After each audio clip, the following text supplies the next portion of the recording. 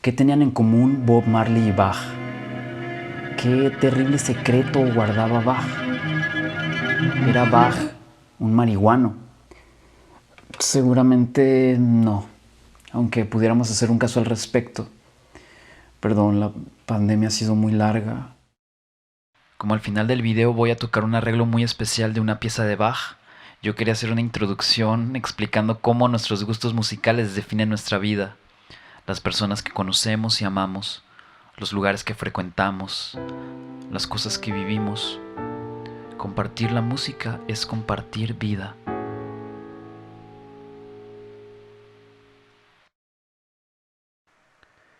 Pero hay que recordar que durante conflictos políticos, raciales o sociales, la música ha sido utilizada para censurar y bloquear a grupos vulnerables. Precisamente porque la música y el arte son instrumentos tan poderosos para unirnos e intercambiar ideas, en muchos momentos de la historia se ha censurado a los artistas. A menor escala están los prejuicios. Ideas que nos hacen desde la ignorancia despreciar manifestaciones artísticas por un sentimiento de superioridad o intolerancia. En otras palabras, cuando la diferencia entre lo que es de uno, lo que a mí me gusta, y lo que es de otros o lo que no me gusta, es más importante que la comprensión. Claro que ambos ejemplos están lejos de ser equivalentes, pero con esta actitud nos negamos a la empatía y a las conexiones que nos ofrecen. La música clásica es aburrida, la música popular es simple o vulgar, la música contemporánea es inaccesible o no es música. Estos son ejemplos comunes de prejuicios cotidianos. Volviendo al inicio del video, si quitamos los gustos personales y comparamos con objetividad, Bach y Bob Marley no se parecen en alguna cosa, se parecen en muchas. Los dos fueron profesionales de la música, intérpretes, compositores, papás muy prolíficos. Ambos fueron la figura cumbre de un estilo musical y con su trabajo transmitieron sus ideales, ya fuera la religiosidad o ideas teóricas, o su identidad y un llamado a la justicia social. Ahora una lista arbitraria de música popular que ha influenciado la música académica.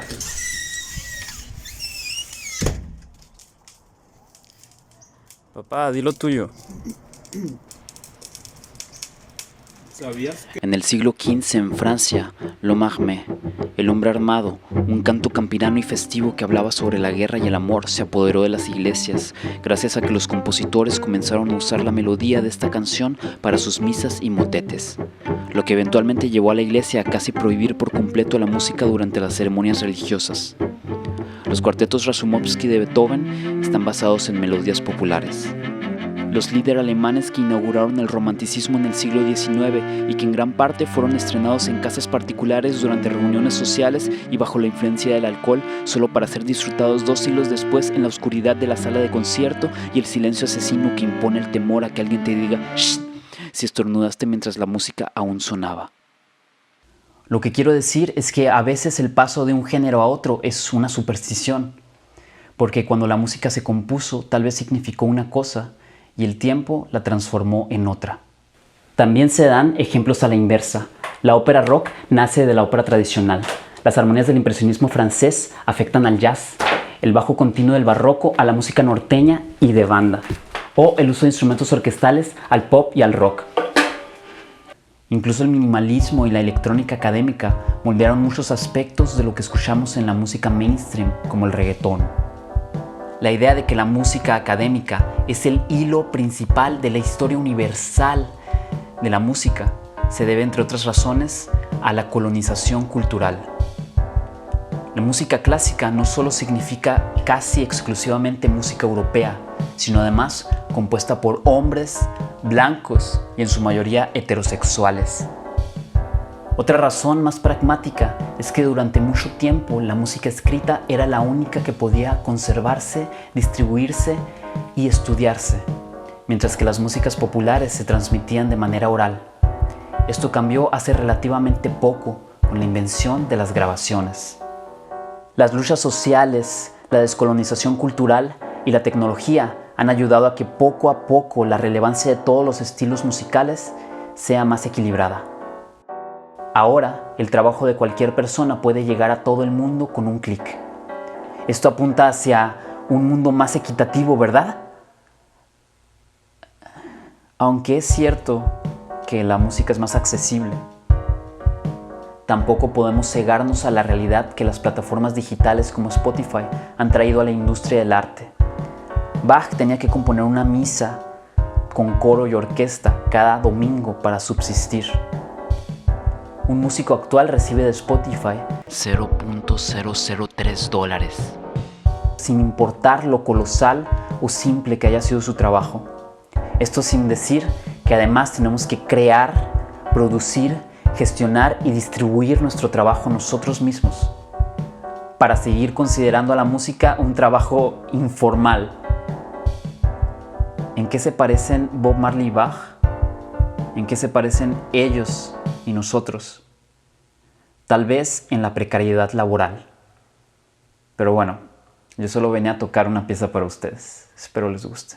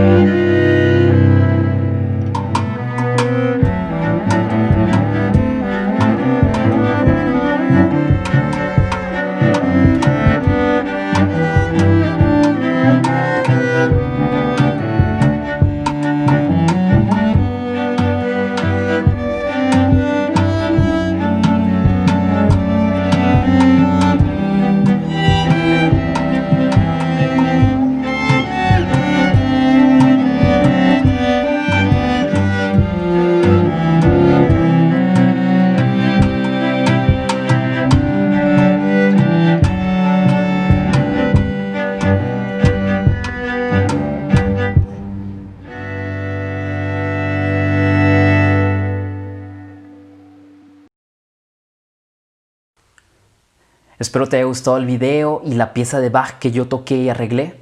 Aquí abajo en la descripción dejé una playlist con más música fusión para que sigamos explorando este punto medio. Si conoces más música como esta, déjala en los comentarios y dime qué opinas de este tema. Si te gustó el video, ayúdame compartiéndolo para que llegue a más gente. Muchas gracias.